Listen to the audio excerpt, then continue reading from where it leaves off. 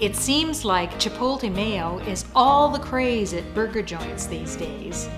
It's the new ketchup, especially with sweet potato fries. Well, this sweet and spicy recipe will not disappoint. It is oil-free, soy-free, plant-based. Who could ask for more? Welcome back to Comfort Food Farms, the plant-based home cooking channel. If this is your first time, I'm Kari Greger. How you doing? I'm glad you've joined us. Let's get into it. You need 1 cup of plant-based mayonnaise. There are 2 different types of mayonnaise on our channel. One is low-fat and the other one is fat-free. To the mayo, add 1/8 or a pinch of ground black pepper, a 1/4 teaspoon of chili powder, 1/2 teaspoon of salt, a tablespoon of sugar, that's optional, 1/2 teaspoon of smoked paprika, 2 tablespoons of lime juice, and 1/2 chipotle pepper, the one that is canned in adobe sauce, probably about 1 1/4 teaspoon of minced chipotle pepper. Pepper. I'm going to add a tablespoon of water to thin it. It may not need that. It depends on the thickness of the mayonnaise that you use. It's cook's choice as to the salt and sugar content.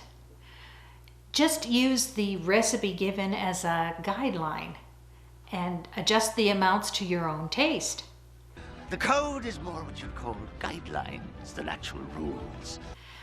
I have a couple of options for the plant-based mayo. One is low-fat and the other one is fat-free. You'll find the links to the recipe in the information card above or in the description below. You could use a store-bought mayo and it should turn out just fine, but you won't have any say in the ingredients. Remember, when you make it yourself, you have total control over the fat, salt, and sugar. When you control the mail, you control information. Is that good information? Give me a thumbs up below, subscribe, and hit the bell so you know when another recipe is posted. Take it to the blender and blend it until it is smooth. You want that chipotle pepper completely disintegrated. Isn't that beautiful? It will thicken up a little bit as it chills. I'm going to pour it into a nice squeeze bottle that I use for these types of sauces and salad dressings. Like I said, it will thicken up as it chills, but I could have done without the tablespoon of water. It was a little bit thin compared to what I usually have. So put the top on and there, that's it. It is very fast to make this dressing. Really? It's fast food gospel. This is my testing kit. It has a wand that I can test the pH level of sauces and things that I want to can. I'm going to test this mayonnaise that I canned 2 months ago just to check on the pH level of it. I'm taking a small sample out and I'm going to turn on the wand and insert the probe. We're looking for something below 4.6. If it's above 4.6, you cannot preserve it. So it started out around in 7 something and the numbers are falling. Just wait. I see the little indicator underneath the 4 coming on from 4.17. Now it's down 1.5, 1.6. It looks like it's settling around 1.14 to 1.16. So that's what we're going to call it. That's a pretty good pH. Bones, it doesn't bother you that no one's ever passed the test? Jim, it's the Kobayashi Maru. No one passes the test, and no one goes back for seconds, let alone thirds.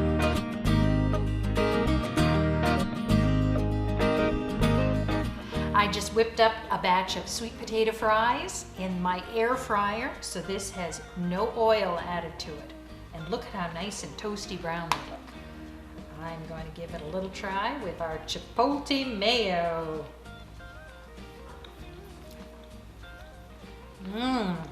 The sweetness comes through. Nice compliment.